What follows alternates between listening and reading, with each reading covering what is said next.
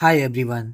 ये हमारा complete history through PYQ lecture number 7 है फॉर एसएससी जीडी एग्जाम 2025। और आप सभी को पता है जो हम इसमें हिस्ट्री कवर कर रहे हैं वो कंप्लीट हिस्ट्री कवर कर रहे हैं। फिर आप कोई भी एग्जाम देने चले जाना, एसएससी का कोई भी एग्जाम देने चले जाना, रेलवे का कोई भी एग्जाम या कोई भी वनडे एग्जाम, ये उतनी ही यूजफुल रहेगी सभी एग्जाम्स के लिए। टोटल हमने 200 क्वेश्चंस लिए थे इसमें हिस्ट्री के, और यहाँ पर एसएससी जीडी 2024 और 2022 में ये क्वेश्चंस पूछे गए थे। टोटल 10 लेक्चर आएंगे, आज 7th लेक्चर है, 3 लेक्चर और आएंगे और आपकी कंप्लीट हिस्ट्री कवर हो जाएगी 10 घंटे में। मेरा जो मोटिव है वो कोई भी चीज़ एक्स्ट्रा लिखवाना नहीं है, जो पेपर पॉइंट ऑफ व्यू से रिलेवेंट है वही करना है, कि सिर्फ पेपर पॉइंट ऑफ व्यू से जो रिलेवेंट है। क्योंकि हमारे पास पढ़ने को बहुत कुछ होता है, हमारे पास जीके में ही 10 सब्जेक्ट होते हैं पढ़ने को, फिर मैथ कवर करना है हमें, रीजनिंग कवर करनी है, इंग्लिश कवर करनी है, वोकैब पढ़नी है। तो हमारे पास जब लिमिटेड रिसोर्स होता है और हमें पता होता है कि ये हमें पढ़ना है और जो पेपर पॉइंट ऑफ व्यू से रिलेवेंट होता है, तो वो काफ़ी हेल्प करता है। तो ये आपने बहुत सारे लेक्चर्स देखे होंगे, ये 10 लेक्चर्स हैं ना, ये लगभग मानो 30 लेक्चर्स के बराबर है। ठीक है, ये इतना जो कंटेंट मैंने आपको ये 10 लेक्चर में दे रहा हूँ, ये 30 लेक्चर्स के बराबर है। आप 30 लेक्चर्स भी देखोगे तो इतना कंटेंट आपको एक जगह नहीं मिल पाएगा। बहुत मेहनत लगी है कॉन्साइज वे में और क्रिस्प वे में कराने में, और जो पेपर पॉइंट ऑफ व्यू से रिलेवेंट है सिर्फ उतना ही कराने में। क्योंकि हिस्ट्री करने को तो बहुत बड़ी है, लेकिन मेरा टारगेट बस यही था कि पेपर पॉइंट ऑफ व्यू से रिलेवेंट हो, सिर्फ उतना कराया जाए। और देखो, टेलीग्राम पर चैनल है जहाँ पर नोट्स की पीडीएफ वगैरह आप डालता हूँ वहाँ पर, तो पीडीएफ वगैरह आप वहाँ से डाउनलोड कर सकते हो। तो टेलीग्राम चैनल को ज्वाइन कर लेना, ठीक है, उसकी लिंक नीचे डिस्क्रिप्शन में। और एक हमारा व्हाट्सएप पे चैनल है, वहाँ पर एग्जाम से रिलेटेड गाइडेंस मैं आपको देता रहता हूँ, तो व्हाट्सएप चैनल भी ज्वाइन कर लेना। दोनों चैनल ज्वाइन करना मोस्ट इंपॉर्टेंट है। और विदाउट फर्दर डिले हम अपना ये लेक्चर स्टार्ट कर लेते हैं। ठीक है, आज हमारा 7th लेक्चर है, इसके बाद 3 लेक्चर और आएंगे और हमारी हिस्ट्री ख़त्म हो जाएगी। और ये समझो कि फिर आपको हिस्ट्री में करने की कुछ भी ज़रूरत नहीं पड़ेगी। क्वेश्चन नंबर 128 है हमारा। Who lived in the court of Kanishka composed a biography of Buddha on Buddhacharita. तो ये देखो, ये तो मैं आपको कई बार बता चुका हूँ कि बुद्ध चरिता जो बायोग्राफी है, जो कि कोर्ट में रहते थे कनिष्क के, वो कौन थे? अश्वघोष इसका आंसर हो जाएगा। इसका आंसर क्या होगा? अश्वघोष इसका आंसर हो जाएगा। ठीक है, तो ये तो हम कई बार कर चुके हैं। Jallianwala Bagh massacre happened in 1919। Where is Jallianwala Bagh located? तो जलियांवाला बाग कहाँ पर है? पंजाब में। तो ये भी बहुत आसान क्वेश्चन है, हर इंसान जानता है। ठीक है। विच ऑर्गेनाइजेशन वाज फाउंडेड इन 1867 इन बॉम्बे? 1867 में जो आपकी ऑर्गेनाइजेशन फाउंड हुई थी, तो वो कौन सी हुई थी? प्रार्थना समाज हुई थी। कौन सी समाज हुई थी? प्रार्थना समाज हुई थी। तो ये भी हमें पता है, और जितनी भी समाज फाउंड हुई थी, कब हुई थी, कहाँ हुई थी, वो हम ऑलरेडी देख चुके हैं। ठीक है। उसके बाद नेक्स्ट है, was the capital of Magadh for several years before it's was shifted और टू पाटलिपुत्र। ठीक है, मगध की कैपिटल बतानी है कि पाटलिपुत्र शिफ्ट होने से पहले मगध की कैपिटल क्या थी, ये आपको यहाँ पर बताना है। तो देखो, मैंने आपको मौर्यन एम्पायर कराया था which is the part of Magadh, but थोड़ा सा हम मगध देख लेते हैं, मगध से सवाल बनते हैं। हेडिंग डालो मगध, मगध एम्पायर।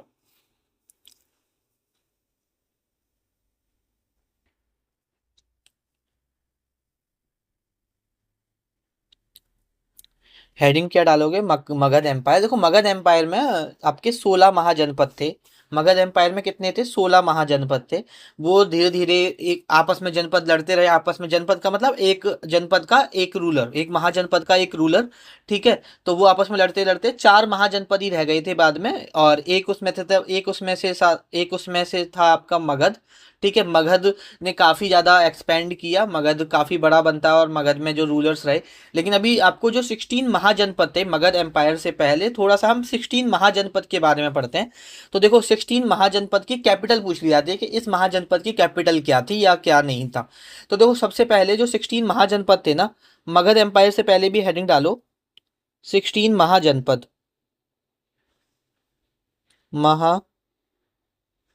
जनपद।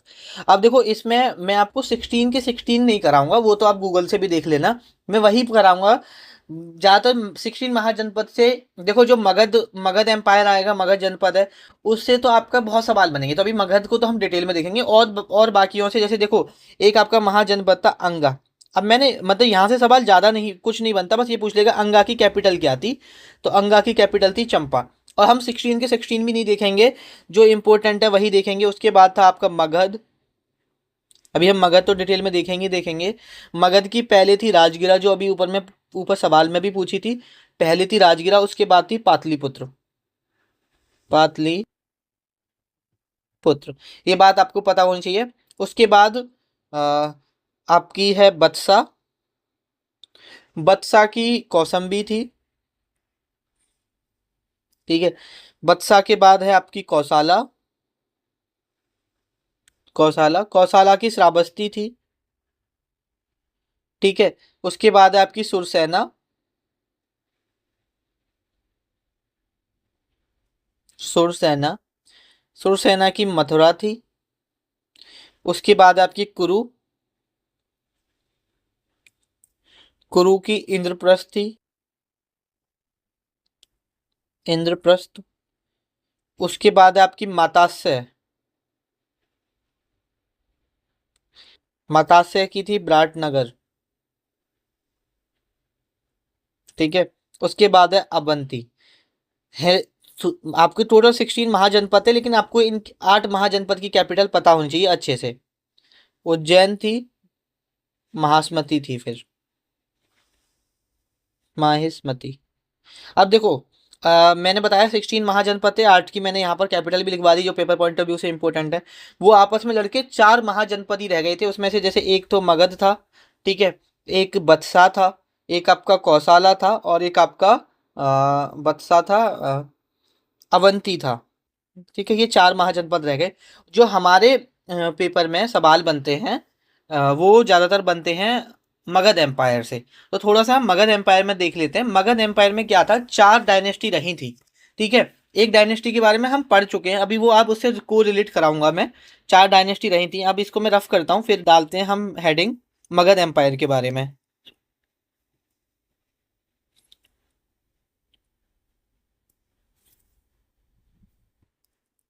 हेडिंग डालो मगध एम्पायर।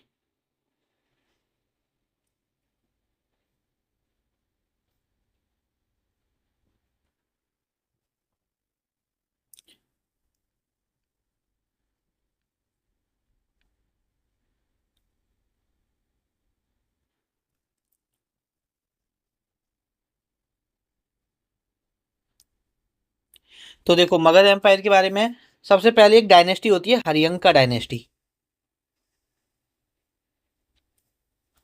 हरियंका डायनेस्टी, ठीक है। हरियंका डायनेस्टी के फाउंडर कौन थे, अगर पूछा जाए आपसे, तो इसके फाउंडर थे बिंबिसार। हरियंका डायनेस्टी के फाउंडर कौन थे, बिंबिसार। बिंबिसार का बेटा हुआ, बिंबिसार का बेटा कौन था, अजात शत्रु। अजात शत्रु क्या करता है, अपने बाप को मार के, अपने पिता को मार के, बिंबिसार को मार के क्या बन जाता है, बन जाता है। तो इसने अपने पिता को मारा था, किल्ड हिज फादर, और ये राजा बन जाता है अजात शत्रु, ठीक है। और आपको एक चीज और पता होगी, जब हम बुद्धिज्म देख रहे थे, तो देखो इस वक्त तक जो ये मगध एम्पायर था, इसकी जो कैपिटल थी वो राजगिरा थी, ठीक है। हरियंका डायनेस्टी, अभी तक हरियंका डायनेस्टी की अगर कैपिटल पूछे तो राजगिरा थी, अगर मगध एम्पायर की पूछे तो आपका राजगिरा ही कैपिटल थी। मगध एम्पायर की कैपिटल लिख लो। कैपिटल क्या थी इसकी, अभी कब चेंज होगी वो भी देखेंगे, राजगिरा थी। राज गिरा इसकी क्या थी, कैपिटल थी, ठीक है।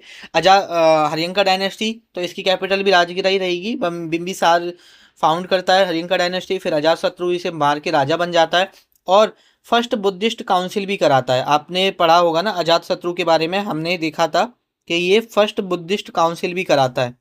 तो आपको अब पता रहेगी लोकेशन कहाँ हुई थी, फर्स्ट बुद्धिस्ट काउंसिल कहाँ हुई थी, राजगिरा में, क्योंकि कैपिटल राजगिरा थी, ठीक है। 483 बीसी में, ठीक है, फर्स्ट बुद्धिस्ट काउंसिल। अब अजात शत्रु का जो बेटा होता है, अजात शत्रु का बेटा होता है उदयन। अब देखो, अजात शत्रु ने जब बिंबिसार को मारा, तो कहते हैं ना कि जैसा तुम किसी के साथ करोगे वैसे ही तुम्हारे साथ होगा। तुम जैसे अपने पिता के साथ बिहेव करोगे वैसे ही बच्चा तुम्हारे साथ करेगा। तो अजात शत्रु को भी उदयन ने मार दिया और खुद राजा बन गया। तो आ, इसको डायनेस्टी को, मतलब जो फादर्स को मार के राजा बनने वाली, ऐसा कुछ एक वर्ड होता है, वो भी बोला जाता है। ठीक है। अब हरियंका डायनेस्टी उदयन, ठीक है। हरियंका डायनेस्टी को, हरियंका डायनेस्टी के बाद कौन सी डायनेस्टी आती है? शिशुनाग डायनेस्टी आती है। शिशुनाग डायनेस्टी आती है। ये सब कहाँ रूल कर रही थी? मगध में, ठीक है। मगध एम्पायर का ही पार्ट है शिशुनाग डायनेस्टी। शिशुनाग डायनेस्टी के फाउंडर कौन थे? ज्यादा सवाल नहीं बनते इनसे, एक तो फाउंडर याद कर लो। इसका फाउंडर था शिशुनाग। इसका फाउंडर कौन था? शिशुनाग था, ठीक है। और शिशुनाग के बाद कौन हुआ? काला अशोक। काला अशोक, ठीक है। काला अशोक के बारे में क्यों इंपॉर्टेंट है? क्योंकि इसने सेकंड बुद्धिस्ट काउंसिल किया था, कराया था, अगर आपको याद हो हमने पढ़ा था। इसने कौन सी काउंसिल कराई थी? Second Buddhist council. और 100 साल बाद हुई थी, लगभग 383 बीसी में आपकी हुई थी, ठीक है। शिशुनाग डायनेस्टी के बाद एक और डायनेस्टी आती है जो कि काला अशोक को मार देता है, नंदा डायनेस्टी।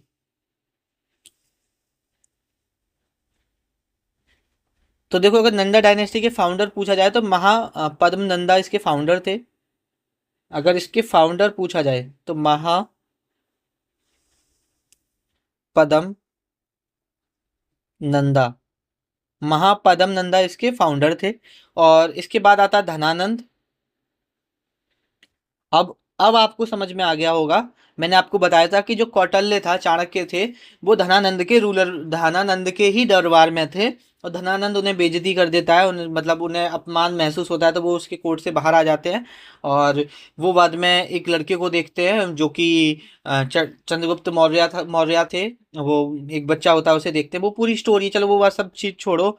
मतलब बेसिकली फिर चंद्रगुप्त मौर्य को वो टैक्टिक्स, मतलब सारी चीजें सिखाते हैं, कैसे लड़ना होता है, कैसे चीज़ों से करना होता है। तो सारी चीज़ों को सीखने के बाद ये फिर धनानंद को हराते हैं, ठीक है। तो धनानंद को कौन मारता है? चंद्रगुप्त मारता है। चंद्रगुप्त मौर्य मारता है और मौर्यन एम्पायर की स्टेब्लिशमेंट करता है। मौर्यन एम्पायर की स्टेब्लिशमेंट करता है। तो देखो, मगध एम्पायर में चार चार डायनेस्टी हुई: Haryanka dynasty, Shishunaga dynasty, Nanda dynasty और मौर्यन डायनेस्टी। मौर्यन डायनेस्टी के बारे में हम डिटेल में पढ़ चुके हैं, क्योंकि सबसे ज़्यादा पेपर मगध एम्पायर में से मौर्यन डायनेस्टी से आते हैं। लेकिन कभी आपसे यहाँ से सवाल पूछ रहे तो आप यहाँ से भी कर पाओ, इसलिए हमने ये भी कर दी है, ठीक है। और ये जो कैपिटल है आपकी पाटलिपुत्र, अभी तक तो देखो राजगिरा कैपिटल थी ना। तो ये यहाँ पर आपका जो उदयन होता है, ये कैपिटल ट्रांसफर करता है राजगिरा से पाटलिपुत्र। तो बाद में कुछ टाइम के लिए पाटलिपुत्र से वापस से राजगिर वैशाली बनती है। ये जो काला अशोक है, ये वैशाली में ट्रांसफर करता है, फिर वापस से पाटलिपुत्र हो जाती है। लेकिन मेन चीज, अगर आपसे सवाल पूछे कि राजगिरा से जो कैपिटल ट्रांसफर करी थी आपकी पाटलिपुत्र, वो किसने करी थी? तो उदयन ने करी थी। यहाँ से आपका अगर सवाल बनेगा तो वो यहीं से बनेगा, ठीक है। इतना पता चल गया। उसके बाद मगध एम्पायर देख लिया, मगध एम्पायर में इतना ही है। नेक्स्ट क्वेश्चन देखते हैं। तो हाँ, हम ऊपर वाले का क्वेश्चन तो पता ही चल गया होगा कि was the capital of Magadh for the several years before it was shifted to Pataliputra. Pataliputra shift होने से पहले कैपिटल कहाँ थी? राजगिरा थी। Emperor Ashoka was the son of Ajat, sorry, emperor Ashoka was the son of, जो एम्परर अशोक थे वो किसके सन थे, ये आपको बताना है। तो देखो, अशोक के बारे में हम पढ़ चुके हैं, ठीक है। ये सवाल इतनी बार रिपीट हो रहे हैं, सॉरी। और ये एक चीज, बिंबिसार और बिंदुसार में कंफ्यूज मत हो जाना, ठीक है। In James Mill, a Scottish economist and political philosopher, published a massive 3 volume work, A History of British India। कब करी थी ये आपको बताना है? 1831 में, 1821 में, 1817 में, 1819 में। तो ये इन्होंने करी थी 1817 में, ठीक है। जो आपके स्कॉटिश अर्थशास्त्री और राजनीतिक दार्शनिक जेम्स मिल ने 3 खंडों में एक विशाल कृति ब्रिटिश भारत का इतिहास प्रकाशित किया 1817 में। और ये 3 जो वॉल्यूम थे, ये कौन कौन से थे? एक हिंदू, मुस्लिम और ब्रिटिश, ठीक है। वैसे इतनी डेप्थ में पूछेगा नहीं, तो बस डायरेक्ट आपको ये पता होना चाहिए। उसके बाद शेर खान डिफीटेड हुमायूं। शेर खान ने हुमायूं को डिफीटेड किया था एट चौसा। तो बेसिकली शेर खान ने कौन से ईयर में किया था, ये हुआ था, ये बताना है बैटल ऑफ चौसा कौन से ईयर में हुआ था। तो 1539 में आपका बैटल ऑफ चौसा हुआ था, ये बात आपको पता होना चाहिए। अब देखो अभी तक हमने मुगल एम्पायर नहीं किया है, तो थोड़ा सा अब हम मुगल एम्पायर कर लेते हैं। मुगल एम्पायर एक थोड़ा सा टाइम लेगा, ठीक है, लेंथी टॉपिक है, तो मुगल एम्पायर लेकिन पेपर पॉइंट ऑफ व्यू से इम्पोर्टेंट है, इसलिए अब हम थोड़ा मुगल एम्पायर देख लेते हैं। तो देखो अपनी हेडिंग डाल लो, मुगल एम्पायर। मुगल एम्पायर, हम मुग़ल एम्पायर से जितने भी सवाल बनते हैं हम थोड़ा सा डिटेल में देखेंगे। और मुग़ल एम्पायर अपने आप में एक बहुत बड़ा टॉपिक है, तो इसमें थोड़ा सा टाइम लगेगा आपको अच्छे से पढ़ना। देखो सबसे पहले अगर हम बात करें मुग़ल एम्पायर की, भारत में शुरुआत किसने करी, तो देखो बाबर। बाबर शुरुआत करता है मुग़ल एम्पायर की। तो अगर हमसे ये पूछ लिया जाए पेपर में कि मुग़ल एम्पायर का फाउंडर कौन है, तो मुग़ल एम्पायर का फाउंडर है बाबर। अब बाबर के बारे में हम थोड़ी सी चीज़ें जान लेते हैं। वैसे देखो बहुत कम सवाल बनते हैं, बट अगर आपसे कभी इसका डेट ऑफ बर्थ पूछ लिया जाए कि इसका year sorry date of birth अगर इसकी पूछ ली जाए कि इसका बर्थ कब हुआ था, तो इसका बर्थ हुआ था 14 फरवरी 1483। अब ये फाउंडर है थोड़ा सा इसलिए इम्पोर्टेंट है, और कहाँ पर हुआ था ये प्लेस इम्पोर्टेंट है। एक बार को डेट आप ना भी याद रखो तो थोड़ा चलेगा। इसकी जो डेट है वो सॉरी प्लेस है वो था एंडीजन, और फरगना वैली में थी। फरगना वैली करके एक जगह थी, फरगना वैली, और ये कहाँ पर है, ये अब उज्बेकिस्तान में था, ठीक है, उज्बेकिस्तान। तो ये पता होना चाहिए। और देखो बाबर ने जो आपका ये मुग़ल एम्पायर की शुरुआत हुई है 1526 से हुई है, जब बैटल ऑफ पानीपत, अभी वो मैं लिखवाऊंगा। लेकिन ऐसा नहीं है कि बाबर ने इससे पहले अटैक नहीं किया था, बाबर पहले भी अटैक कर चुका था, लगभग 5 बार पहले अटैक कर चुका था बेल्ट के लिए। और बेसिकली बाबर को बहुत सारे लोगों ने इनवाइट किया था कि तुम आओ, और दिल्ली के जो रूलर है, दिल्ली सल्तनत, अभी देखो हमने दिल्ली सल्तनत नहीं करी है, कोई दिल्ली सल्तनत का सवाल आएगा तो दिल्ली सल्तनत भी आपको करा दूंगा। इससे पहले की जो कहानी है वो दिल्ली सल्तनत की है, जब दिल्ली सल्तनत की एक लास्ट डायनेस्टी रूल कर रही होती है दिल्ली में, ठीक है, और लोधी वंश कर रहा होता है। तो अभी दिल्ली सल्तनत में भी आपके 4 वंश रहे हैं इंपॉर्टेंट, उनके बारे में हम अभी पढ़ेंगे, अगर कोई सवाल आएगा तो, और नहीं आएगा तो मैं करा दूंगा, क्योंकि दिल्ली सल्तनत इंपॉर्टेंट है। लेकिन अभी एक चीज़ देखो कि जो दिल्ली में राज कर रहा होता है वो ये समझो कि पूरे भारत का जो मतलब दिल्ली में राज करने वाला सबसे ज़्यादा पावरफुल राजा होता था। और अगर दिल्ली के राजा को तुमने हरा दिया तो पूरा भारत पे आप कब्जा कर सकते हो, मतलब भारत के मेन पार्ट पे आप कब्जा कर सकते हो। तो फर्स्ट बैटल ऑफ पानीपत होता है, फर्स्ट बैटल ऑफ पानीपत होता है, बाबर लड़ता है ये, ठीक है। फर्स्ट बैटल ऑफ पानीपत होता है आपका 1526 में। और इसमें ये बाबर क्या करता है, जो लोधी वंश का लास्ट रूलर है हमारा इब्राहिम लोधी, इसे हरा देता है, बेसिकली हरा देता है और मार देता है इस इब्राहिम लोधी को। और दिल्ली सल्तनत की यहाँ पे ख़त्म हो जाती है, दिल्ली सल्तनत ख़त्म हो जाती है इसके मरने के बाद। और यहाँ से अभी हमने दिल्ली सल्तनत नहीं पढ़ी है, लेकिन एक चीज़ ध्यान रखो, अभी आगे पढ़ाऊँगा कोई सवाल आएगा तो, कि दिल्ली सल्तनत का यहाँ पे ख़त्म हो जाता है 1526 में। जो कि आपकी दिल्ली सल्तनत कब शुरू हुई थी, दिल्ली सल्तनत हुई थी आपकी 1206 में, 1206 में आपकी क्या हुई थी, दिल्ली सल्तनत की शुरुआत हुई थी, ठीक है। तो ये बात आपको पता होनी चाहिए। ये 1206 से लेके 1206 से लेके 1526 तक क्या रहा है, ये दिल्ली सल्तनत रही थी। तो अभी जब दिल्ली सल्तनत पढ़ेंगे तब हम देखेंगे। लेकिन देखो फर्स्ट बैटल ऑफ पानीपत लड़ा, बाबर ने 4 बैटल लड़े और चारों इंपॉर्टेंट और चारों बाबर जीता था, ठीक है। एक बैटल ऑफ पानीपत हुआ, दूसरा आपका सेकंड एक बैटल ऑफ पानीपत हुआ, दूसरा आपका हुआ था बैटल ऑफ खानवा। दूसरा कौन सा हुआ था, बैटल ऑफ खानवा 1527 में।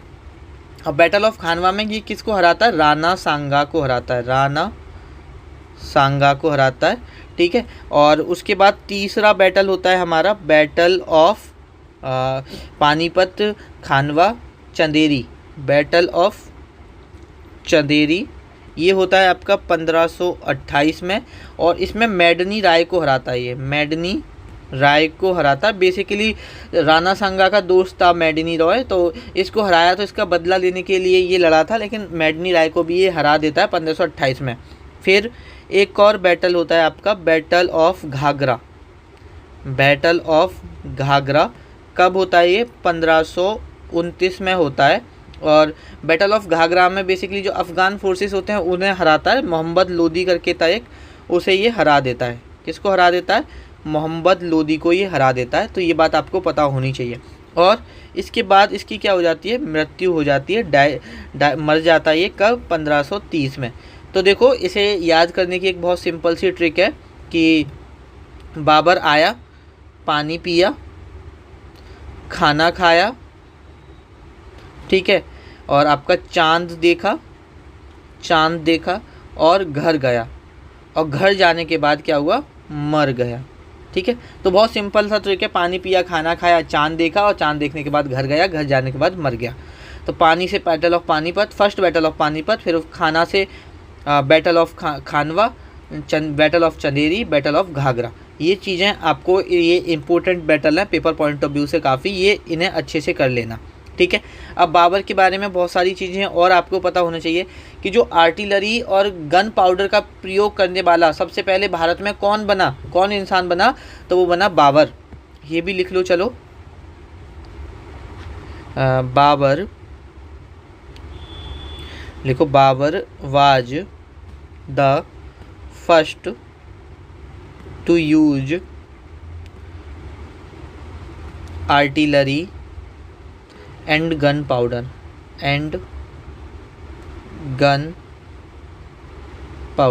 बाबर कौन बना? पहली बार मतलब ये जो आर्टिलरी और गन पाउडर का प्रयोग किया, किसने किया? बाबर ने किया। ठीक है, अब ये थोड़ा सा नोट डाउन कर लो, मैं इसे रफ कर देता हूँ, वीडियो को पॉज करके आप नोट डाउन कर लो। ठीक है,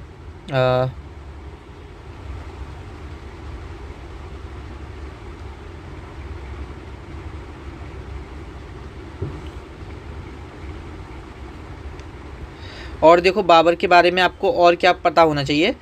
देखो, बाबर ने एक अपनी ऑटोबायोग्राफी लिखी थी, वो आपको पता होनी चाहिए। बाबर की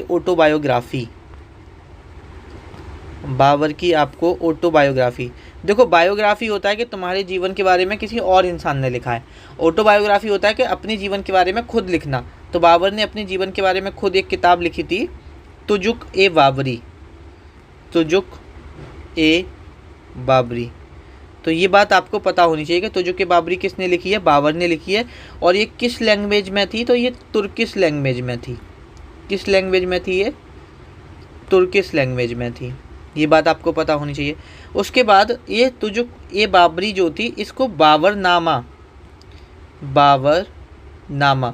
मतलब तुजुक ए बाबरी को बाबरनामा में कन्वर्ट, मतलब बाबरनामा करके ये तुर्किश लैंग्वेज को, मतलब बेसिकली ये तुर्किश में थी, इसे तुर्किश से चेंज किया पर्शियन में, और उसका नाम क्या रखा? बाबरनामा। और ये करने वाला कौन था? अब्दुल रहीम खाना। मोस्ट इम्पोर्टेंट सवाल है, अब्दुल रहीम खाना, ये बात आपको पता होनी चाहिए। उसके बाद इसी बाबरनामा को इंग्लिश में ट्रांसलेट किया गया था, उसका नाम रखा गया था बुक ऑफ बाबर, या आप बोल सकते हो लेटर ऑफ बाबर। किस में ट्रांसलेट किया गया? ये इंग्लिश लैंग्वेज में। और ये किसने किया? ये मैडम बेब्रिज ने किया, मैडम बेब्रिज। तो ये बात भी आपको पता होनी चाहिए बाबर के बारे में। ठीक है, कि तुजुक ए बाबरी तुर्किश लैंग्वेज में बाबर ने लिखी, बाबरनामा पर्शियन लैंग्वेज में अब्दुल रहीम खाना ने, और इंग्लिश में। ठीक है, एक बार कोई इंग्लिश का इतना नहीं पूछा जाता, ये अब्दुल रहीम खाना के बारे में बहुत ज़्यादा पूछा जाता है, लेकिन ये दोनों आपको पता होनी चाहिए। उसके बाद देखो, बाबर ने एक काबुली बाग मस्जिद बनवाई थी। जब फर्स्ट बैटल ऑफ पानीपत को ये जीता था ना, तो उसकी खुशी में, उसकी विक्ट्री को सेलिब्रेट करने के लिए इसने एक काबुली बाग मस्जिद बनवाई थी। काबुली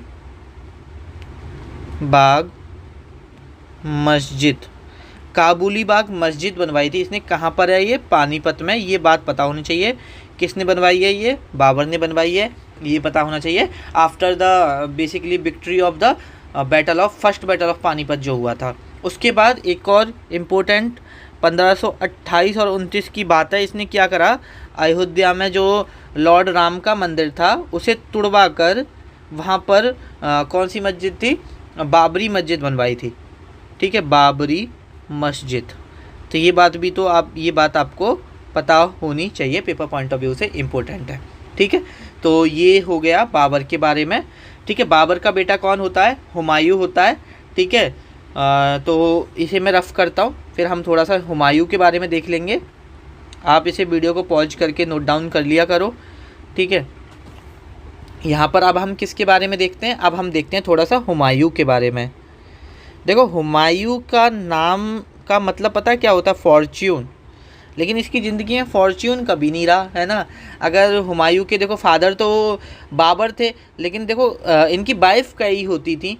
ठीक है, मुगल्स की। तो बेसिकली कभी कभी माँ का नाम पूछ लिया जाता है कि हुमायूं की माँ का नाम क्या था। तो एक कौन था, कौन थी, सॉरी, महम बेगम करके थी, महम बेगम। ठीक है, ये मदर का नाम था। और फादर की बात करें तो बाबर फादर का नाम था। ये बात तो आपको ऑब्वियस है, पता होना चाहिए, पता होगी। ठीक है, अभी देखो बाबर का ऐसा नहीं है कि सिर्फ हुमायूं बेटा था, और भी बेटे थे, अस्कानी, हिंदल, कामरान। बहुत रेयर सवाल बना है, लेकिन लिख लो कि जो ये हुमायूं था, इसने जो अपनी एम्पायर था वो अपने भाइयों के साथ एक तरह से बांटा था, सबको अलग अलग राजपाट दे दिया था, लेकिन जो मैन था वो हुमायूं को दिया था। ठीक है, तो बेसिकली क्योंकि बहुत सारे बैटल्स थे जो राजा बनने से पहले हुमायूं जीत चुका था, हेल्प कर रहा था अपने बाबर की। तो बाबर को लगा कि हाँ भाई ये लायक है, इसको सबसे मैन जो है वो देते हैं। तो वैसे तो देखो, अस्कानी ये इसके भाई के नाम थे, भाइयों के नाम थे हिंदल और कामरान। ठीक हो, ठीक है, इन सभी को भी अलग अलग इनका राजपाट दे दिया गया था। अब देखो हुमायूं से क्या क्या इंपॉर्टेंट सवाल हैं पेपर पॉइंट ऑफ व्यू से। आपसे ये पूछ सकता है कि हुमायूं नामा, हुमायूं नामा किसने लिखा है? बेसिकली हुमायूं नामा बायोग्राफी है किसकी? हुमायूं की। ठीक है, जहाँ से हमें हुमायूं के बारे में बहुत सारी चीज़ें पता चलती हैं। तो ये लिखा था गुलबदन बेगम ने, गुलबदन बेगम ने। अब मुझे ये बताओ, ये गुलबदन बेगम कौन है? तो ये सिस्टर है किसकी? गुलबदन बेगम सिस्टर है किसकी? Sister of Humayun. ये बात भी आपको पता होनी चाहिए कि गुलबदन बेगम किसकी बहन है? हुमायूं की बहन है। ठीक है, और आपको क्या पता होना चाहिए? अच्छा, बैटल्स के बारे में थोड़ा सा हम पढ़ लेते हैं, क्योंकि यहाँ पर थोड़ा सा तख्ता पलट होता है। एक बैटल ऑफ चौसा होता है, काफ़ी इम्पोर्टेंट है, कई बार पूछा गया है पेपर में। बैटल ऑफ चौसा, तो देखो बैटल ऑफ चौसा होता है आपका 1539 में। एक सूरी डायनेस्टी से कौन था? सिकंदर शाह सूरी, सिकंदर शाह सूरी था। और ये सिकंदर शाह सूरी क्या करता है? सिकंदर शाह सूरी नहीं, सॉरी, ये तो उसका बेटा था। सिकंदर शाह शेर शाह सूरी, शेर शाह सूरी, सॉरी। ठीक है, शेर शाह सूरी इसको हरा देता है बैटल ऑफ चौसा 1539 में। किसको? हुमायूं को हरा देता है। हुमायूं फिर से कम बैक करता है और फिर एक और बैटल लड़ता है, battle of Kannauj. Battle of Kannauj कब होता है? ये जस्ट एक साल बाद 1540। इसमें भी शेर शाह क्या करता है? हुमायूं को हरा देता है और बोलता है या तो तुम यहाँ से भाग जाओ वरना मैं तुम्हें मार दूंगा। तो हुमायूं क्या करता है? वहाँ से भाग जाता है। कहाँ चला जाता है? ईरान चला जाता है और वहाँ 15 साल रहता है। ईरान में 15 साल रहता है। 12 साल तो ऐसे ही रहता है, अपनी मज़े की ज़िंदगी काटता है। फिर लास्ट के जो ये 3 साल हैं, ठीक है, इसमें वो अपनी आर्मी तैयार करता है कि भाई बदला लेने का टाइम आ गया है, अब हम लेते हैं बदला। तो ये 15 साल बाद अपनी आर्मी के साथ वापस आता है और एक बैटल होता है, बैटल ऑफ मच्छीबारा। कौन सा बैटल होता है? Battle of Machhiwara. ये तीनों बैटल इम्पोर्टेंट हैं। ठीक है, मैं मेटल बोल रहा हूँ। बैटल ऑफ मच्छीबारा ये 15 साल बाद होगा, 1540 के, तो मतलब 1555 में होगा। और यहाँ पर इस वक्त तक शेर शाह सूरी का जो राज रहा था वो 5 साल ही रहा था। फिर इसका बेटा, फिर ऐसे राज हुआ। फिर सिकंदर शाह सूरी था उस वक्त, ये भी शेर शाह सूरी का बेटा था। बैटल ऑफ मच्छीबारा में कौन था? सिकंदर शाह सूरी, सिकंदर शाह सूरी। तो ये क्या करता है, हुमायूं सिकंदर शाह सूरी को हरा देता है और वापस से एक तरह से मुग़ल एम्पायर का वापस से शुरुआत होता है।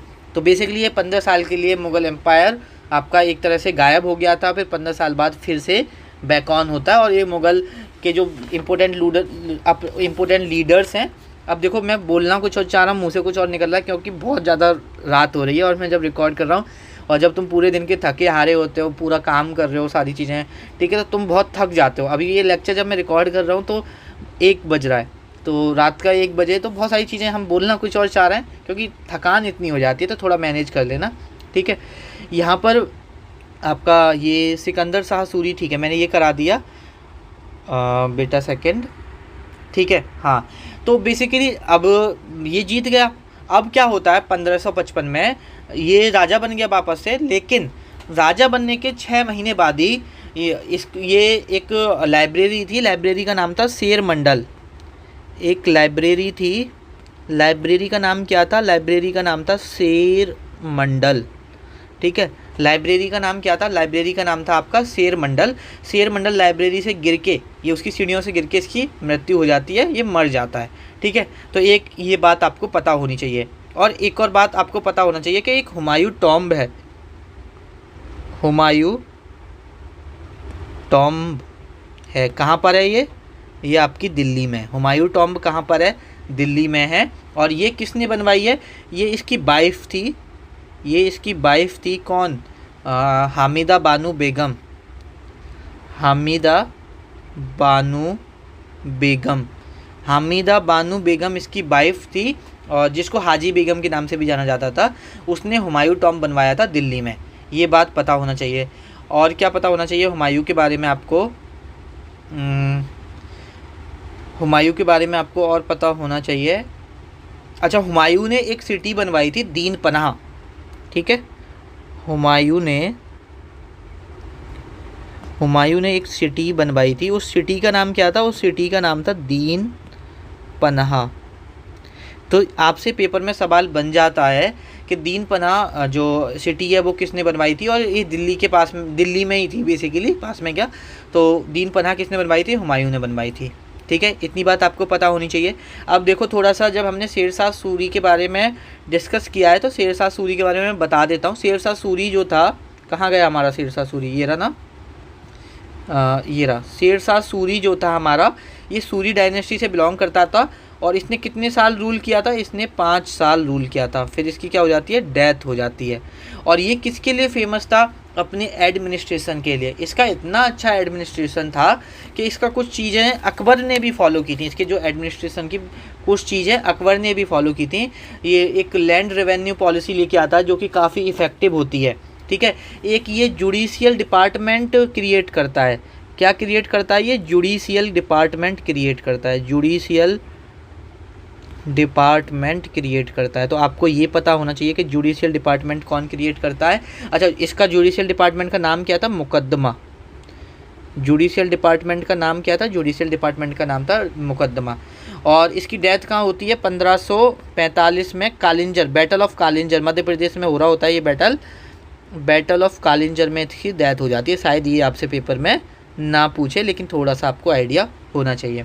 और बैटल ऑफ कांजी, अच्छा, एक grand trunk road, GT road, जो ग्रांड ट्रंक रोड है हमारा, वो किसने बनवाया था, वो शेर शाह सूरी ने बनवाया था। ये बात आप ध्यान रखना, ठीक है।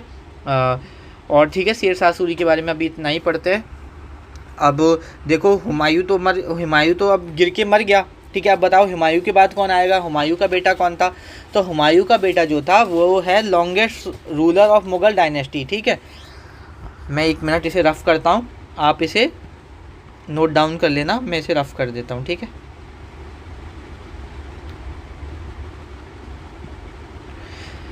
तो यहाँ पर जो हुमायूं का बेटा आएगा ना, हुमायूं का बेटा आएगा यहाँ पर अकबर। कौन आएगा, अकबर। और इसका टाइम पीरियड है 1556 से लेके 1605। ये आपको पता होना चाहिए इसका टाइम पीरियड अच्छे से, कि अगर कोई सवाल पूछे और वहाँ पर ऐसे ऑप्शन दे दे, ठीक है, आपसे कि ये कब लेके आया था, और वहाँ पर ऑप्शन हो कि एक 1556 से लेके 1605 के बीच में ईयर हो और बाकी की अलग हो, तो जिससे कि आप एलिमिनेट कर पाओ, ठीक है। अभी अगर इसके पेरेंट्स की बात करते हैं तो फादर कौन होगा, फादर तो ऑब्वियसली बात है हुमायूं होगा, ठीक है। और मदर कौन है? हामिदा बानो बेगम। हामिदा बानो बेगम कौन होगी? मदर होंगी। ठीक है, ये बात आपको पता होनी चाहिए। अच्छा, जन्म कहाँ हुआ था? कभी कभी जन्म पूछ लेता है क्योंकि ये इम्पोर्टेंट है। ये अमरकोट में हुआ था जन्म। अमरकोट पाकिस्तान। अमरकोट पाकिस्तान 1542 में जन्म हुआ अकबर का। कब हुआ था? 1542 में। कहने का मतलब है जो आपका हुमायूं भागा था उसके 2 साल बाद, 1540 में चला गया वो, उसके 2 साल बाद आपका 1542 में अकबर का जन्म हो जाता है। ठीक है। और अकबर का अगर गार्जियन, गार्जियन मतलब एक तरह से पालना, ठीक है, गाइडेंस देना, ये गार्जियन कौन था? बैरम खान था। तो यहाँ से भी सवाल बनता है कि अकबर का गार्जियन कौन था? तो बैरम खान था, क्योंकि फादर की तो डेथ हो जाती है, तो गार्जियन कौन था? बैरम खान था। उसके बाद देखो, जिस उम्र पर हम लोग खेल रहे होते हैं, हमें दुनिया से मतलब नहीं होता, उस उम्र पर ये राजा बन जाता है। ठीक है। अकबर राजा कब बनता है? 14 साल की उम्र में। 14 साल की उम्र में, 14 ईयर एज में क्या बन जाता है? राजा। और 1542 में अगर इसका जन्म होगा तो राजा कब बन जाएगा? 1556 में, अगर मैं 14 ऐड कर दूंगा तो। ठीक है। तो 1556 में ये क्या बन जाता है? राजा। एक सेकंड बैटल, देखो फर्स्ट बैटल ऑफ पानीपत किसने लड़ा है? आपका first battle of Panipat Babur ने लड़ा है। सेकंड बैटल ऑफ पानीपत होता है हमारा, सेकंड बैटल ऑफ पानीपत होता है। सेकंड बैटल ऑफ पानीपत में क्या होता है? ये अकबर वर्सेस हेमू होता है, और ये हेमू को हरा देता है। ठीक है, हेमू को हरा देता है। तो ये बात भी आपको पता होना चाहिए, सेकंड बैटल ऑफ पानीपत। इसकी आपको ईयर भी पता होना चाहिए। सेकंड बैटल ऑफ पानीपत होता है 1556 में, ये बात आपको पता होना चाहिए। अब देखो, ये जो अकबर था बहुत अच्छे काम भी करता है। जैसे कि पहले क्या था, जो प्रिजनर्स होते थे, जैसे लड़ाई हुई, वॉर हुए, वहाँ पर दूसरी सेना के दूसरे जो राजा जो हारा है, मुगल ने जैसे किसी राजा को हरा दिया, तो उसके जितने भी आर्मी होती थी उसको उनको बंदी बना लिया जाता था, और ज़बरदस्ती उन्हें स्लेव्स बना लिया जाता था। स्लेव्स मतलब मुगल्स में स्लेव्स, मुगल में या दिल्ली सल्तनत में स्लेव्स उनको बोला जाता था, जो आर्मी को स्लेव्स बोला जाता था बेसिकली। तो उन्हें फोर्सफुली स्लेव्स में कन्वर्ट किया जाता था। तो अकबर ने क्या करा 1562 में, देखो डेट आपको याद नहीं होगी और मैं भी नहीं बोलूँगा, बहुत रेयर है कि डेट पूछी जाए, लेकिन आप करना चाहो तो कर लेना, बट ऐसा नहीं है कि आपको 100% डेट याद करनी है। 1562 में ये क्या करता है, जो ये फोर्सफुली कन्वर्जन था वॉर प्रिजनर्स का स्लेव्स में कन्वर्ट करना, उसको बैन कर देता है। उसके बाद 1 साल बाद 1563 में एक पिलग्रिम टैक्स लगता था, पिलग्रिम टैक्स। तो देखो, अगर आपको ईयर पता ना हो तो ये तो पता होना चाहिए कि पिलग्रिम टैक्स किसने अबॉलिश किया था, किसने ख़त्म किया था? तो अकबर ने किया था। उसके बाद 1563 में और उसके बाद 64 में एक टैक्स होता था, जजिया टैक्स। कौन सा टैक्स होता था? जजिया टैक्स। ठीक है, उसको ख़त्म कर देता है अकबर। ये बात आपको पता होनी चाहिए। अच्छा, जजिया टैक्स कौन लगाता है? जजिया टैक्स की शुरुआत कौन करता है? तो जजिया टैक्स की शुरुआत करता है कुतुबुद्दीन ऐबक। और आपको मैं बताऊंगा जब हम दिल्ली सल्तनत पढ़ रहे होंगे, ये बेसिकली कुतुबुद्दीन ऐबक ने शुरू किया था दिल्ली सल्तनत में, सिलेब डायनेस्टी का फाउंडर था ये। उसके बाद एक घियासुद्दीन बलबन होता है, मे बी घियासुद्दीन बिलबन ही था, जो कि ये नॉन ब्राह्मण्स पे भी लगाता है। वो हम जब दिल्ली सल्तनत करेंगे तब मैं आपको बताऊंगा। तो जजिया टैक्स की शुरुआत किसने करी? कुतुबुद्दीन ऐबक ने करी। और ख़त्म कौन करता है?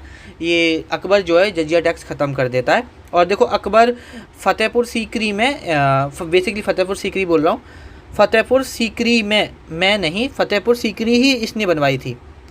ही लिखो, ही बिल्ट फ़तेहपुर सीकरी, फ़तेहपुर सीकरी। तो अगर आपसे सवाल पूछे कि फ़तेहपुर सीकरी किसने बनवाई, बेसिकली फ़तेहपुर सीकरी का मतलब था, अगर मतलब निकालना तो विक्ट्री ऑफ सिटी। ठीक है, तो victory of city Fatehpur Sikri किसने बनवाई थी? आपका अकबर ने बनवाई थी। अच्छा, इसका एक गेटवे जो था फ़तेहपुर सीकरी का, बुलंद दरवाज़ा, वो भी अकबर ने बनवाया था, बुलंद दरवाज़ा। तो ये बात भी आपको पता होनी चाहिए कि बुलंद दरवाज़ा किसने बनवाया है?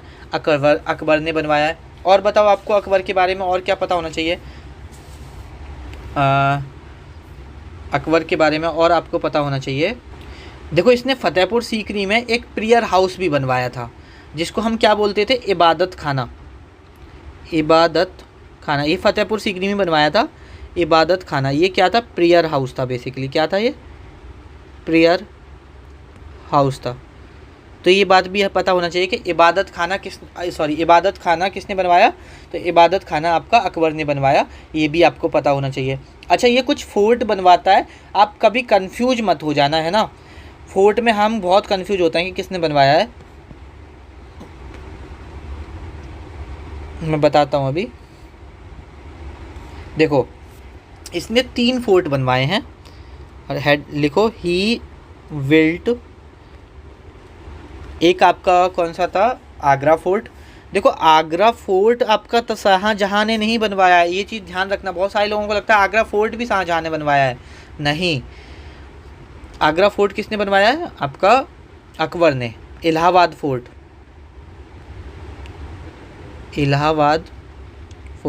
इलाहाबाद फोर्ट किसने बनवाया? अकबर ने। उसके बाद लाहौर फोर्ट, उसके बाद है लाहौर फोर्ट किसने बनवाया? अकबर ने बनवाया। तो ठीक है, ये तीनों फोर्ट अकबर ने बनवाए। उसके बाद एक जब्ती सिस्टम, जो कि आपका रेवेन्यू सिस्टम था, वो ये स्टार्ट करता है। और पेपर में कई बार पूछा जाता है कि जिसको जब्ती सिस्टम को और क्या बोलते हैं? आपका टोडरमल बंदोबस्त सिस्टम भी बोलते हैं। लिखो, जस्ट बेटा सेकेंड।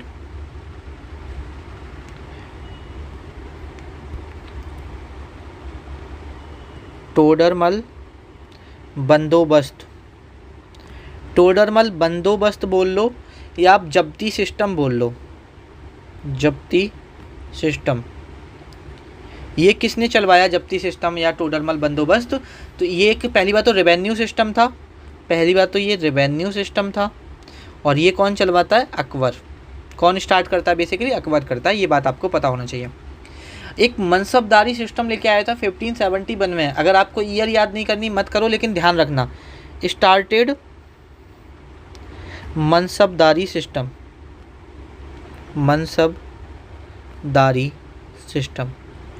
ये बात आपको अकबर के बारे में पता होना चाहिए। उसके बाद एक बैटल ऑफ हल्दी घाटी हुआ, most important, battle of Haldi Ghati. इसकी ईयर इम्पोर्टेंट है, ठीक है।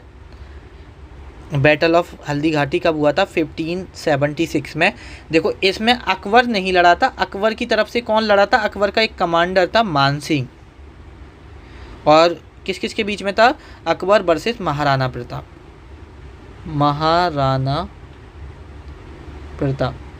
तो ये बात आपको पता होना चाहिए, बैटल ऑफ हल्दी घाटी। अगर यहाँ पर मानसिंह नहीं होगा तो अकबर सही आंसर होगा, ये चीज़ ध्यान रखना। ये अकबर का ही कमांडर था बेसिकली, ठीक है। उसके बाद एक और सवाल, एक इंसान था Ralph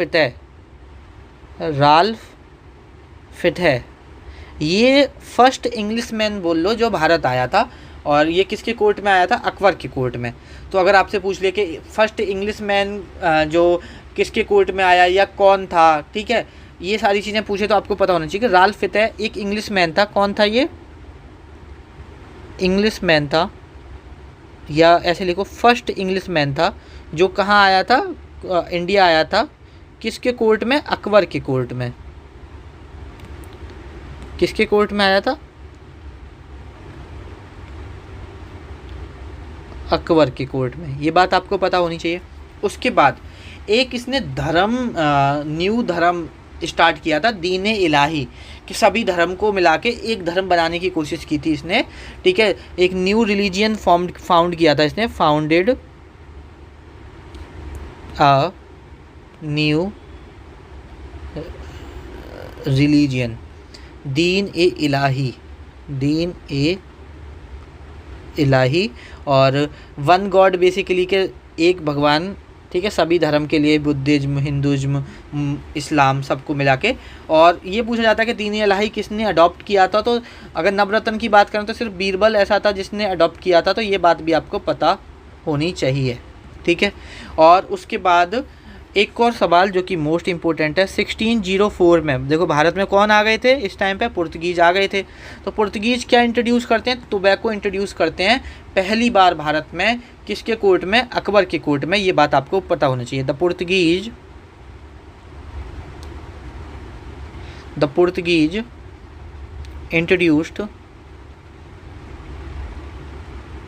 introduced tobacco tobacco for the first time in Akbar court, in Akbar court. ये बात आपको पता होना चाहिए, ठीक है, अकबर के बारे में कि जो पुर्तगीज़ था वो किसके टाइम पीरियड पे आता है, इसके टाइम पीरियड पे आता है। अच्छा, अकबर देखो सबसे लेंदी अकबर ही है, उसके बाद तो अकबर होने के बाद मुगल एम्पायर बहुत जल्दी ख़त्म हो जाएगा। अकबर के थोड़ा सा हमें नवरत्न के बारे में भी पता होना चाहिए। अकबर के हमें किसके बारे में पता होना चाहिए, थोड़ा सा नवरत्न के बारे में भी हमें पढ़ना पड़ेगा, तभी जाके हमारा काम चलेगा। बेसिकली मैं ये डिलीट करता हूँ। यहाँ पर देखो नवरत्न, यहाँ से काफ़ी सवाल बनते हैं पेपर में। 9 ज्वेल्स ऑफ अकबर भी बोल सकते हो, 9 ज्वेल्स ऑफ अकबर भी बोल सकते हो, 9 ज्वेल्स ऑफ अकबर भी बोल सकते हो। देखो एक आपका बीरबल था, ठीक है, बीरबल कौन था आपका, चीफ एडवाइज़र था। बीरबल कौन था आपका, चीफ एडवाइज़र था, ये बात आपको पता होना चाहिए।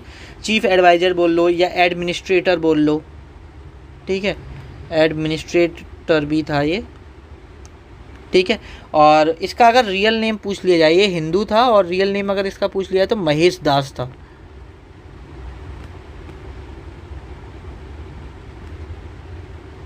उसके बाद दूसरा नवरत्न राजा टोडरमल,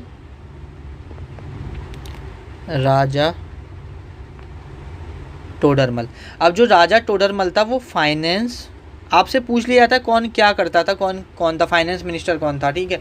तो ये राजा टोडरमल कौन था, फाइनेंस एंड रेवेन्यू मिनिस्टर था। तो ये आपको रट्टे होने चाहिए, बहुत सवाल बनते हैं यहाँ से। रेवेन्यू मिनिस्टर था राजा टोडरमल, कौन था आपका, फाइनेंस एंड रेवेन्यू मिनिस्टर था, ये बात आपको पता होनी चाहिए। उसके बाद है आपका मियाँ तानसेन। अब देखो मियाँ तानसेन के बारे में तो आपने बहुत अच्छे से पढ़ा होगा, मियाँ तानसेन। अभी आपका मियाँ तानसेन कौन था, ये कोर्ट म्यूजिशियन था। मियाँ तानसेन कौन था, कोर्ट म्यूजिशियन था, ठीक है। और ये चीज़ तो बेसिकली आपको पता ही होगी, ठीक है, कोर्ट म्यूजिशियन था मियाँ तानसेन। और आपको और कौन था, एक देखो जो अकबरनामा लिखता है मोस्ट इम्पोर्टेंट, अबुल फजल। अबुल फजल बेसिकली ये पोइट राइटर था, पोइट राइटर स्कॉलर भी बोल सकते हो, ठीक है। और ये अकबर की बायोग्राफ़ी लिखता है, अकबर की बायोग्राफ़ी लिखता है, ठीक है। और उसका नाम क्या होता है, N.A. अकबरी, N.A. अकबरी, जिसे हम किस नाम से भी जानते हैं, अकबरनामा के नाम से भी जानते हैं, अकबरनामा के नाम से भी जानते हैं, ये बात आपको पता होना चाहिए, ठीक है। अबुल फजल हो गया। एक अबुल फजल का भाई था अबुल फैजी, अबुल फैजी। तो ये भी बस इतना पता होना चाहिए कि ये भी क्या था, पोइट था, राइटर था और आपका स्कॉलर था। एक इसके बारे में, अबुल फैजी के बारे में एक बात आपको पता होना चाहिए कि जो महाभारत है ना, महाभारत को अबुल फैजी ट्रांसलेट करता है पर्शियन लैंग्वेज में, पर्शियन लैंग्वेज में, किसके नाम से, और जो नाम किस नाम से करता है, रजमनामा,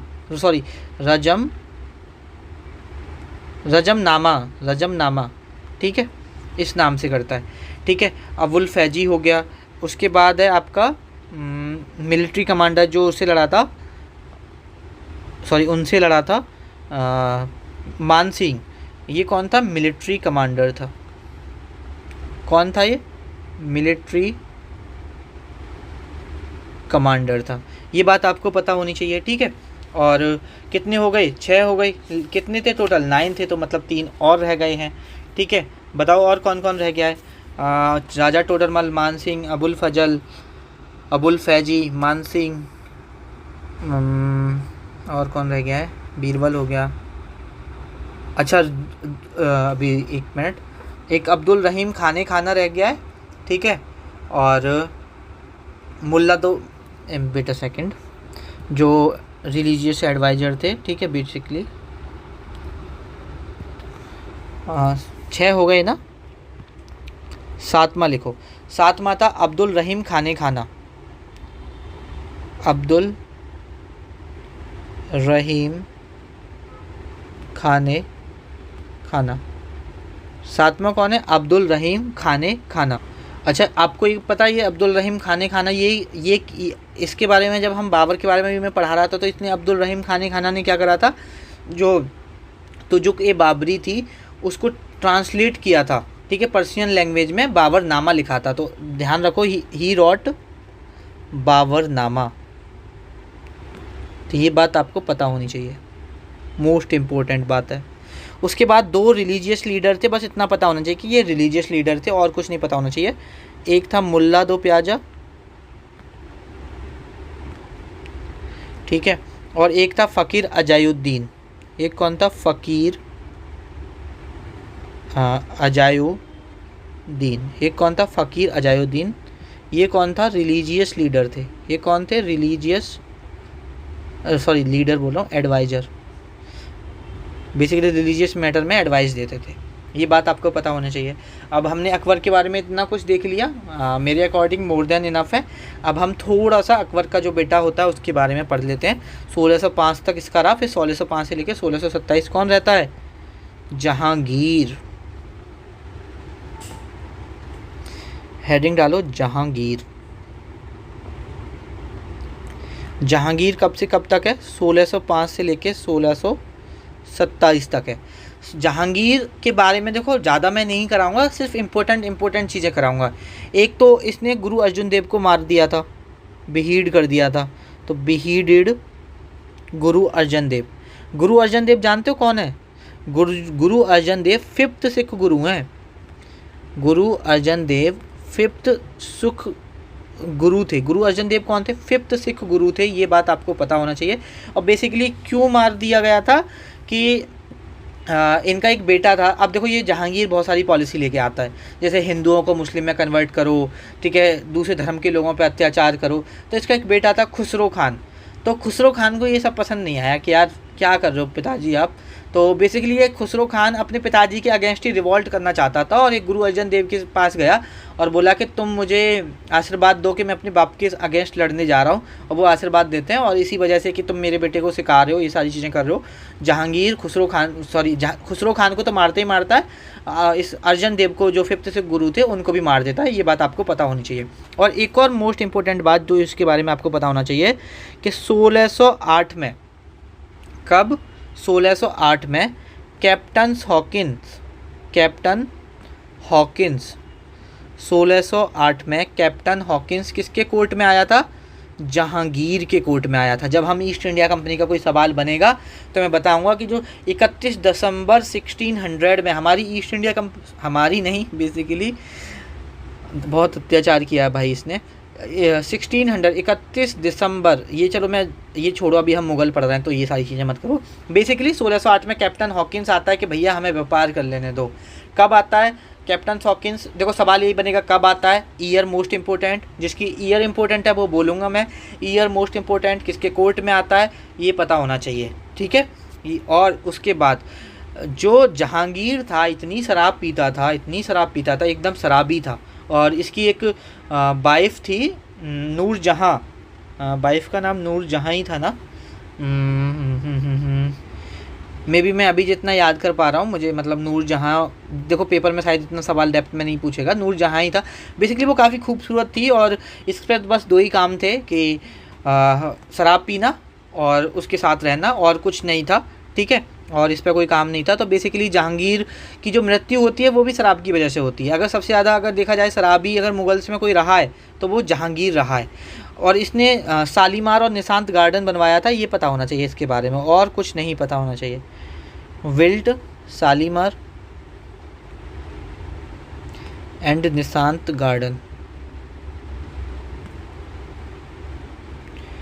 और जो इसकी वाइफ थी वो बहुत चालाक थी। अब वो सारी स्टोरी हम नहीं जाएंगे डेप्थ में, ठीक है, ना तो हमारे पास उतना टाइम है और ना वो वहाँ से पेपर में सवाल आते। कभी अगर फुर्सत हो तो पढ़ाएंगे अच्छे से, वो नॉलेज के पर्पज़ से कभी पढ़ाऊँगा, वो सब चीज़ छोड़ो। उसके बाद जहांगीर के बाद कौन आता है? जहांगीर के बाद आता है आपका शाहजहाँ।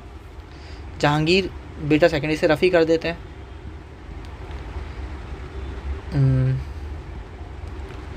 बेटा सेकंड।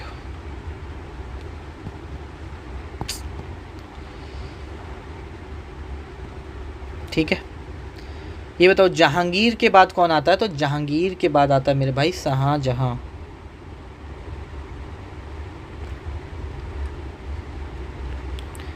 देखो शाहजहां के जो एरा था उसको गोल्डन एरा ऑफ आर्किटेक्चर भी बोला जाता है, क्योंकि इसने आर्किटेक्ट का बहुत ज़्यादा काम करवाया था। ठीक है, इसको क्या बोला जाता है? Golden era of architecture. Golden era of architecture भी बोला जाता है, क्योंकि इसने काफ़ी काम करवाया था। उसके बाद जो इसने एक ताजमहल बनवाया था, ठीक है, और किसके लिए बनवाया था? अपनी वाइफ मुमताज़ के लिए। He built Taj Mahal for his wife Mumtaz, for his wife. और बेसिकली इसके मरने के बाद बनवाया था। ये माना जाता है कि ये जो मुमताज़ थी अपने 13-14 बच्चों को जन्म दे चुकी थी, तो एक शायद 14वां बच्चा था जिसको ये जन्म दे रही थी, और उस ड्यूरिंग इसकी मृत्यु हो जाती है। तो फिर ये क्या करवाता है? ताजमहल बनवाता है। ठीक है, उसकी याद में। ये पता होना चाहिए। उसके बाद रेड फोर्ट, देखो आगरा का रेड फोर्ट किसने बनवाया? देखो आगरा का ताजमहल और दिल्ली का लाल किला ये बनवाता है। ठीक है, दिल्ली का लाल किला कौन बनवाता है? आपका शाहजहां। और आगरा का, इलाहाबाद का, ठीक है, आगरा का, इलाहाबाद का। और बताओ अकबर ने और किसका बनवाया? और बनवाया था लाहौर का। आगरा का, इलाहाबाद का और लाहौर का। ठीक है, और इसने बनवाया था दिल्ली का ताजमहल, दिल्ली का लाल किला और आगरा का ताजमहल। ये बात आपको पता होनी चाहिए। और एक और बात जो सवाल पूछा जाता है, आगरा का लाल किला अकबर ने बनवाया था, लेकिन आगरा के लाल किला में देखो आगरा का जो रेड फोर्ट है वो किसने बनवाया? तो आप बोलोगे भैया अकबर ने। ठीक है, अकबर ने बनवाया, लेकिन इसमें एक मोती मस्जिद है, मोती मस्जिद, ये किसने बनवाई? तो ये बोलोगे ये बनवाई थी शाहजहां ने। ये बात आपको पता होनी चाहिए। ठीक है, ताजमहल इसने बनवाया ही बनवाया था। और एक इसने दिल्ली में क्या बनवाई थी? काफ़ी इंपॉर्टेंट है, जामा मस्जिद। तो दिल्ली की जामा मस्जिद किसने बनवाई है? शाहजहां ने। ये बात भी आपको पता होनी चाहिए। शाहजहां के बाद अब हम किसके बारे में पढ़ेंगे? शाहजहां के बाद अब हम पढ़ेंगे शाहजहां का बेटा कौन था? औरंगजेब। हेडिंग डालो औरंगजेब। अब देखो औरंगजेब का टाइम पीरियड रहा है 1658 से लेकर 1707। ठीक है, अकबर के बाद इसी का रहा है। ठीक है, और इसका जो टाइटल दिया, टाइटल जिस टाइटल से इसे जाना जाता था, आलमगीर, या आप बोल सकते हो जिंदा पीर। बहुत इंपॉर्टेंट सवाल है, पेपर में कई बार बनाया कि जिंदा पीर के नाम, टाइटल से कौन जाना जाता था? तो औरंगजेब। और बेसिकली ये एक ऐसा मुग़ल रूलर था जो ना शराब पीता था, ना तो ये अल्कोहल पीता था। ठीक है, ना इसने देखो अल्कोहल बैन करा दी, म्यूजिक वगैरह जो भी होते थे वो सारी चीज़ें बंद करा दी। एक आपका नवरोज होता था, नवरोज फेस्टिवल, वो बैन करा दिया था। और सिजदा पाइबोस वो इसने बैन करा दिया। ठीक है, ये सारी चीज़ें आपको औरंगजेब के बारे में पता होना चाहिए। और क्या पता होना चाहिए औरंगजेब के बारे में? और देखो इसने नाइन्थ सिख गुरु को मार दिया था।